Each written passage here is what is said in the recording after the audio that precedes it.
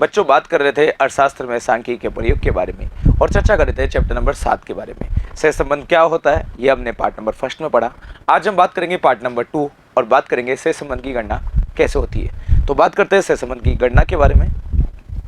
देखिए, सहसंबंध गणना की कई विधियाँ है, जैसे कैलिब्रेशन की सहसंबंध गुणांक विधि, स्पेरमैन की सहसंबंध गुणांक विधि, संगाम्य विचलन विधि और अन्य भी कई तरह की विधि है। आपके सिलेबस में मोस्टली दो ही दे रखी है, संगाम्य विचलन विधि और कैलिब्रेशन की सहसंबंध गुणांक विधि। सबसे पहले बात करते हैं सहसंबंध गुणांक विधि के बारे में, कैलिब्रेशन के द्वारा कैसे निकाली गई है।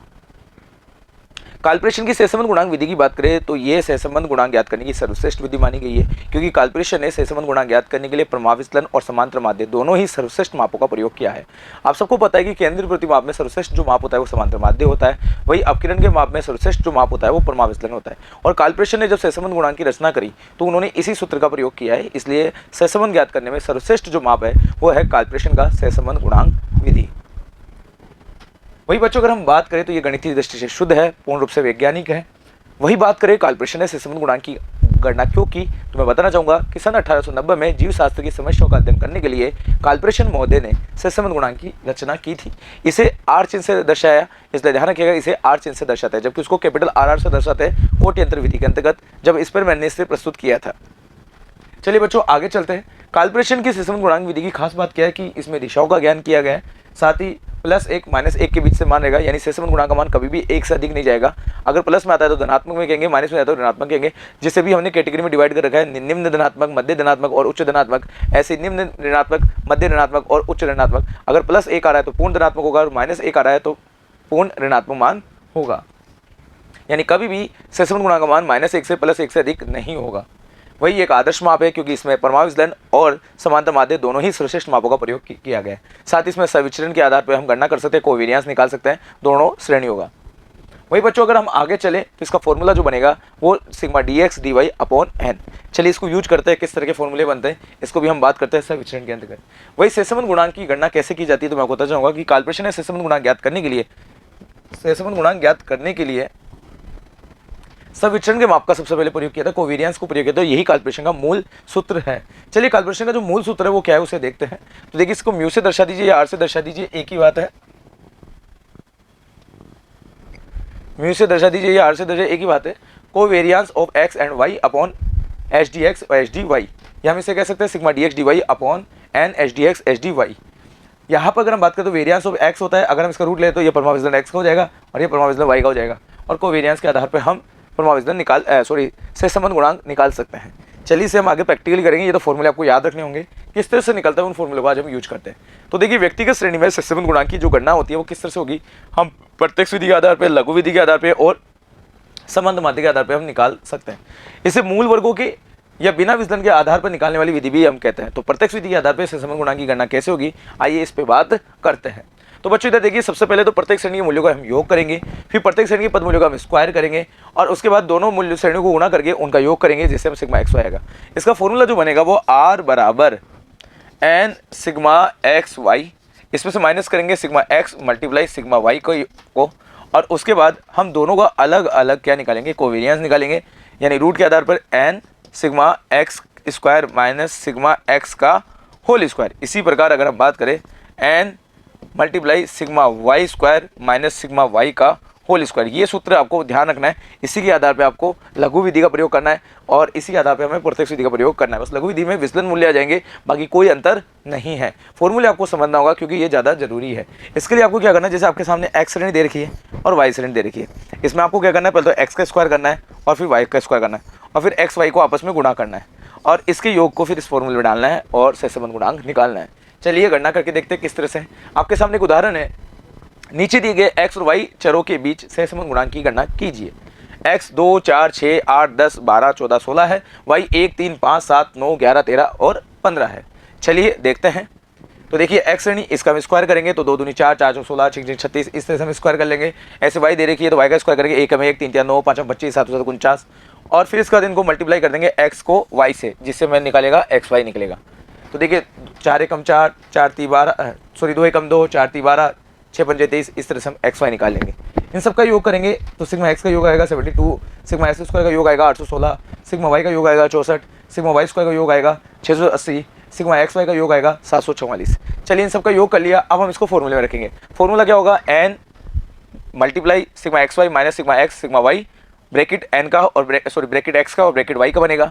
चलिए मान को रखते हैं, तो एन हमारे पास 8 है, सिग्मा एक्स वाई हमारे 744 है, ये हमारे पास सिग्मा एक्स 72 है और सिग्मा वाई 64 है। 72 64 को मल्टीप्लाई करेंगे तो कितना आएगा 4608 आएगा, और 744 को 8 से मल्टीप्लाई करेंगे तो कितना आएगा 5920 आएगा। इसी प्रकार नीचे की चीज़ों को हम सोल्व करेंगे, ब्रैकेट के अंदर रूट के अंदर ही हमें करना है। 816 को 8 से गुणा करेंगे तो कितना आएगा 6528 आएगा, और 72 का स्क्वायर लेंगे तो कितना आएगा 5184 आएगा। 5184 को जब हम 6528 में से घटाएंगे तो हमारा मान आएगा √1344। इसी प्रकार इसी को भी हम माइनस लेस करेंगे तो इसका भी आएगा √1344, और जब दोनों अंडर रूट को गुणा कर लेंगे, सोल्व करेंगे और फिर गुणा करेंगे तो 1344 आएगा, क्योंकि अंडर रूट की संख्या हमेशा आधी होती है। अब 1344 में 1344 को आगे तो प्लस का 1 आ रहा है, इसका मतलब यहाँ पे पूर्ण धनात्मक से संबंध है। तो बच्चों बिल्कुल आसान है, कोई डिफिकल्ट नहीं है। अगर हम गणना में डालेंगे तो फॉर्मूले कैलकुलेशन को हमें सोल्व करना है और इस तरह से आंसर निकालना है। चलिए अगले प्रश्न की तरफ चलते हैं। निम्नलिखित समंकों के आधार पर काल्पनिक के सहसंबंध गुणांक की गणना मूल वर्गों के आधार पर ज्ञात कीजिए। तो देखिए यहाँ पे 1 3 4 6 8 9 11 14 दे रखा है, वही वाई 2 3 5 7 9 11 13 15 दे रखा है। चलिए यहाँ इसको भी सोल्व करते हैं। तो यहाँ पे एक्स रेंज दे रखी है, इसका हम स्क्वायर कर देंगे, वाई रेंज वाई स्क्वायर कर देंगे, इनको गुणा कर देंगे, ये हमारे सामने आ गया। इसका योग 56 आ रहा है, इसका 524, इसका 65, इसको 683 और इसका 597 आ गया। अभी मैंने आपको बताया कि एक्स को स्क्वायर कर दो, वाई का स्क्वायर कर दो और एक्स वाई को आपस में गुणा कर दो, और इन सभी श्रेणियों का योग करके फॉर्मूले में अप्लाई करेंगे तो हमारा काल्पनिक द्वारा सहसंबंध गुणांक निकल जाएगा। चलिए फॉर्मूला वही बनेगा, N X Y minus sigma X bracket sigma Y upon N under N multiply X square sigma X square minus sigma X का होल स्क्वायर। इसी प्रकार N N under Y under N sigma Y का square minus sigma Y का whole square, और इस तरह से इसमें रखेंगे। सभी संख्याओं को मान रखेंगे तो देखिए 597 को 8 से गुणा करेंगे तो 4776 आएगा, 56 को मल्टीप्लाई करेंगे तो 3640 आएगा, और 524 को 8 से गुणा करेंगे तो 4192 आएगा, और 56 का स्क्वायर करेंगे तो 3136 आएगा, और जब इसको इसमें से घटाएंगे तो 1056 आएगा, और इसको इसमें से घटाएंगे तो 1239 आएगा। इन सबको खोल लो या इन दोनों को गुणा करके फिर अंडर रूट ले लो, एक ही बात है। तो इस तरह से ये आएगा। अगर हम बात करें तो 13,08,384 इसका गुणा करने बाद आएगा, और जब इसको खोलेंगे और 1137 में इसका भाग देंगे तो बच्चों हमारा मान जो आएगा वो 0.993 आएगा। इसका मतलब ये उच्च धनात्मक सहसंबंध हुआ। तो इस तरह की गणनाएं करनी है, इस तरह के प्रश्न एग्जाम में आपसे ज़्यादा पूछेगा। चलिए बच्चों अब आगे हम बात करते हैं। अगला प्रश्न है, निम्नलिखित सूचनाओं के आधार पर ज्ञात कीजिए कि क्या पिता की ऊंचाई पुत्र की ऊंचाई में सहसंबंध है। तो यहाँ पे देखिए पुत्र की ऊंचाई 65 66 67 65 68 69 71 73 है, और पुत्र की यहाँ पिता की है और यह पुत्र की है, ठीक है। और पुत्र की दे रहा है 67 68 66 68 72 70 71 और 70। अब क्या इनमें समानता है या है नहीं है, ये हमें ज्ञात करना है, क्योंकि हमने कल पढ़ा था और पिछले पार्ट में हमने बात करी थी कि ऊंचे पिता की संतान ऊंची होती है, लंबे पिता की संतान लंबी होती है, सुंदर माता पिता की संतान लंबी सुंदर होती है, क्योंकि सहसंबंध हमने कई बार देखा है मिलता है। यही चीज़ इसमें हम ज्ञात करेंगे। चलिए तो देखिए पिता की ऊंचाई को हमने x मान लिया और पुत्र की ऊंचाई को हमने y मान लिया। यहाँ पे x रखेंगे और समांतर माध्य विधि के द्वारा इसको हम सोल्व कर सकते हैं, या तो हम इसको स्क्वायर कर ले, लेकिन कई बार क्या होता है जब दहाई में अंक होते हैं तो उनको बिना कैलकुलेटर की सहायता से गुणा करना स्क्वायर करना मुश्किल होता है। तो आप इसको आसान करने के लिए हम समांतर माध्य विधि का प्रयोग भी कर सकते हैं। तो x का हम योग करेंगे तो कितना रहा है 544, और इसी 544 में अगर हम 8 का भाग देंगे, क्योंकि हमारे पद कितने 8 है, 1 2 3 4 5 6 7 8, तो हमारा x बार कितना आएगा 68 आएगा। अब x में से x बार को उठाएंगे तो dx आएगा। तो इन सबको घटा लेंगे, जैसे 65 में 68 गया माइनस का 3, 66 में 68 गया माइनस के 2, 67 में से 1 गया तो माइनस के 1, इसी तरह से घटाएंगे। ध्यान रखिएगा हमेशा इनका जो अंतर आएगा वो 0 आएगा। फिर इसको स्क्वायर कर देंगे तो इन सबको धनात्मक बनाएंगे, क्योंकि कुछ ऋणात्मक है कुछ धनात्मक है, तो इन सबको धनात्मक बनाएंगे। तो देखो माइनस का 3 का स्क्वायर करें तो 9 आ जाएगा, 2 का 4 आ जाएगा, और इसी तरह से आ गया। इन सबका योग करेंगे तो ये हमारा 58 आ गया। इसी प्रकार वाई श्रेणी है, वाई श्रेणी का हम निकालेंगे वाई बार, तो 69 है, 69 को वाई में से घटाएंगे तो कुछ धनात्मक कुछ ऋणात्मक, इनका स्क्वायर करेंगे और ये आ गया, और फिर एक्स वाई को आपस में गुणा कर देंगे। तो यहाँ पर फॉर्मूला जो बनेगा ये उससे भी ज़्यादा आसान फॉर्मूला बनेगा। यहाँ पर हम फॉर्मूला यूज करेंगे sigma D X D Y upon sigma D two X multiply sigma D two Y. तो ये देखिए एक्स बार कैसे निकला, 544 में 8 का भाग दिया 68 आया, और 522 में 8 का भाग दिया 69 आया। वाई बार और एक्स बार, वाई श्रेणी का समांतर माध्य को वाई बार से दर्शाएंगे, एक्स श्रेणी के समांतर माध्य देखो एक्स बार से दर्शाएंगे। बच्चों बिल्कुल आसान है, कोई डिफिकल्ट नहीं है, क्योंकि हमारा एन कितना है, क्योंकि नंबर ऑफ आइटम कितने हैं 8 है। अगर एक्स श्रेणी का समांतर माध्य निकाल रहे हो, यानी पिता के लंबाई का सूचकांक निकाल रहे हो, सॉरी समांतर माध्य निकाल रहे हो, तो उसको एक्स बार से दे, और पुत्र को हमने वाई माना इसलिए वाई बार निकालेंगे उसका। और फॉर्मूले में यूज करें तो sigma D X D Y का योग कितना आ रहा है हमारा 26, और इन सबको गुणा करके इसका भाग देंगे तो 58 को 30 से गुणेंगे तो 1740, इसका रूट लेंगे तो हमारा जो आएगा वो 41 से कितना रहेगा, और इसका जब 26 में भाग देंगे तो 0.62 आएगा। इसका मतलब पिता की ऊंचाई एवं पुत्र की ऊंचाई में धनात्मक से संबंध है, क्योंकि 0.25 से ऊपर हो और 0.75 तक हो तो ये मध्यम धनात्मक से संबंध कहलाता है। तो यहाँ पे धनात्मक भी है, साथ ही मध्यम धनात्मक से संबंध कहलाएगा।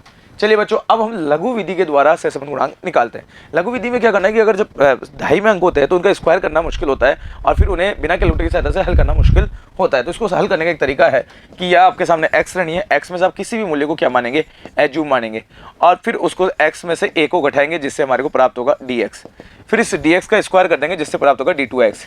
इसी प्रकार y श्रेणी होगी, y श्रेणी में से हम किसी को ax मान लिया, ऐसे y श्रेणी में हम ay मानेंगे, और dy निकालने के लिए क्या करेंगे, जब y श्रेणी में से ay को घटा देंगे, आ गया। उसके बाद फिर d2y कर देंगे और फिर दोनों गुना कर देंगे, dx और dy को गुना कर देंगे और योग कर लेंगे। तो बच्चों यह फॉर्मूला क्या बनेगा, यह फॉर्मूला जो बनेगा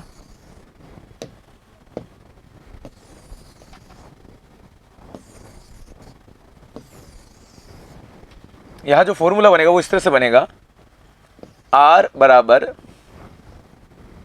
n सिग्मा dx dy, क्योंकि पहले लघु विधि प्रत्यक्ष विधि में हम xy करते थे, यहाँ dx dy हो जाएगा सिग्मा dx और मल्टीप्लाई सिग्मा d2y। अब x और y का अलग अलग कॉलम बनाएंगे, वो भी परमाविकलन विधि के आधार पर, n सिग्मा d2x यानी स्क्वायर माइनस सिग्मा dx का होल स्क्वायर लेंगे। इसी प्रकार n sigma d2y minus sigma dy का होल स्क्वायर। चलिए इसी प्रकार से इसकी गणना करते हैं, एक प्रश्न आपके सामने रखते हैं और इसकी सॉल्यूशन करते हैं। ये फॉर्मूला आपके सामने आ गया। चलिए बच्चों अब गुणा करते हैं। निम्न समंकों के आधार पर कालप्रश्न की सहसंबंध गुणांक की परिकल्पना कीजिए। तो आइए गणना करते हैं। आपके सामने कपास का निर्यात और कपास का आयात दे रखा है। आंकड़े आपके सामने 42, 44, 58, 55, 89, 98, 66, और आयात की बात करें तो 56, 49, 53, 58, 65, 76, 58 दे रखा है। चलिए तो इधर देखिए, हम क्या करेंगे, निर्यात को x मान लिया, आयात को हमने y मान लिया। इनमें से किसी भी मूल्य को हम कल्पित मूल्य मान सकते हैं, अपनी इच्छा से मान सकते हैं इन्हीं के बीच में। जैसे मैंने यहाँ 64 मान लिया या 59 मान लिया। इसको इसमें से घटाएंगे तो कुछ माइनस में आएंगे, कुछ धनात्मक में आएंगे।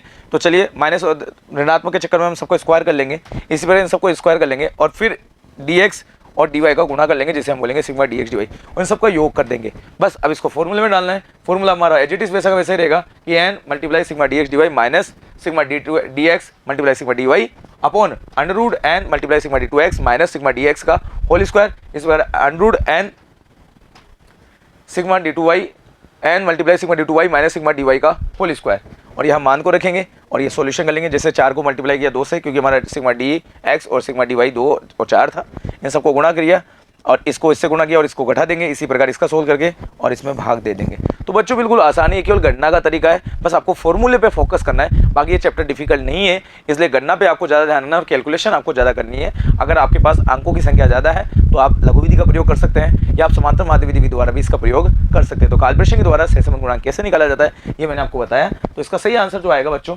वो आएगा, अगर हम बात करें तो 7251 में और 19486 को 3300 से मल्टीप्लाई करेंगे और फिर जब इसका अंडर लेंगे तो 19 आएगा, और 7251 में 8019 का भाग देंगे तो 0.90 आएगा, यानी 0.904 आएगा, यानी ये धनात्मक है, वो भी उच्च कोटि का। तो ये हम कहेंगे इस प्रकार दोनों मदों के मूल्य में उच्च स्तर का धनात्मक सहसंबंध पाया जाता है। तो इसी के साथ ये चैप्टर कंप्लीट हुआ, इसी के साथ ये पॉइंट कंप्लीट हुआ, कालप्रश्न की गणना विधि कंप्लीट हुई। अब अगले पार्ट में हम स्पेयरमैन विधि के द्वारा सूचकांक सहसंबंध कैसे निकाला जाता है, साथ ही हम अगले पार्ट में हम बात करेंगे संभाव्य विभव क्या होता है और प्रभावी विभव क्या होता है। तो आज के लिए इतना ही, बच्चों जुड़े रहिए मिशन ज्ञान के साथ। धन्यवाद।